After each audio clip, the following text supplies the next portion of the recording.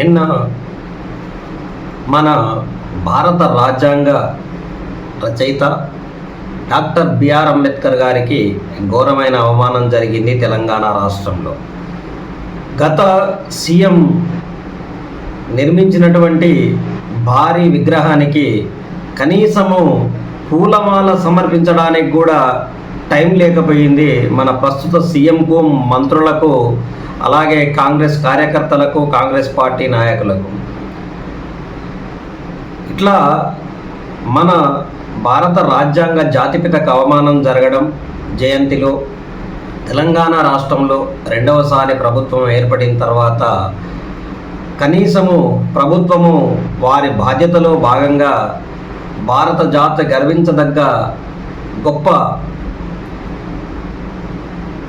గొప్ప నాయకునికి జయంతి మాల సమర్పించకపోవడం దురదృష్టకరం. ఇటువంటి సంఘటనలు జరగడం వలన అప్పుడప్పుడు ప్రజల్లో చైతన్యం వస్తుంది. నిన్న అది ట్యాంక్ బండ్ వద్ద, హైదరాబాద్ మహానగరం ట్యాంక్ బండ్ దగ్గర అతి భారీ విగ్రహాన్ని గత సీఎం నిర్మిస్తే ఆ విగ్రహానికి కనీసము పూలమాల కూడా నోచుకోకపోవడం మన సీఎం రేవంత్ రెడ్డి ఆయన యొక్క నిర్లక్ష్యము, ఆయన యొక్క పనితీరును బట్టి మనకు అర్థమైపోతుంది.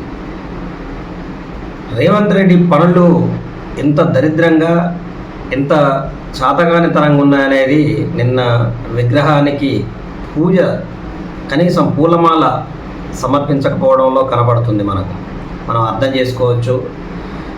ఇలాగా భారత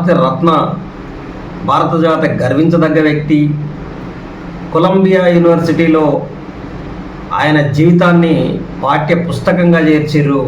అంతటి గొప్ప మహనీయునికి ఇంతటి అవమానం తెలంగాణ రాష్ట్రంలో జరగడం చాలా బాధాకరం. అంతేకాకుండా ఆయన సుమారుగా 8 భాషలలో అనర్గళంగా మాట్లాడే సామర్థ్యం ఉన్నటువంటి వ్యక్తి doctor B R Ambedkar. B R Ambedkar అంటే ఎంతో పేరు ప్రతిష్టలు తెచ్చి భారతదేశము గొప్పగా, భారతదేశ బిడ్డగా భారతదేశానికి పేరు తెచ్చినటువంటి వ్యక్తి. ఇంతటి మహనీయునికి తెలంగాణ రాష్ట్రంలో పూలమాల సమర్పించకపోవడం అనేది బాధాకరం, దురదృష్టకరం. ఇది మన హైదరాబాద్ పరిసర ప్రాంతమైనటువంటి లుంబిని పార్క్ దగ్గర ఎన్టీఆర్ గార్డెన్స్లో ఏర్పాటు చేసినటువంటి అతి భారీ విగ్రహానికి నిన్న జయంతి సందర్భంగా ఎటువంటి పూలమాల సమర్పించలేదు. ఇప్పుడున్న మంత్రులు, ముఖ్యమంత్రి, కార్యకర్తలు ఎవరు కూడా ఈ కార్యక్రమానికి నోచుకోకపోవడం దురదృష్టం. గత సీఎం ఇదే విగ్రహాన్ని భారీగా నిర్మించడంతో పాటు అంబేద్కర్కు సంబంధించినటువంటి కుటుంబీకులతో ఆ విగ్రహాన్ని ఆవిష్కరణ చేయించడం జరిగింది. చాలా గొప్పగా ఆ కార్యాన్ని ఆ టైంలో ముగించారు.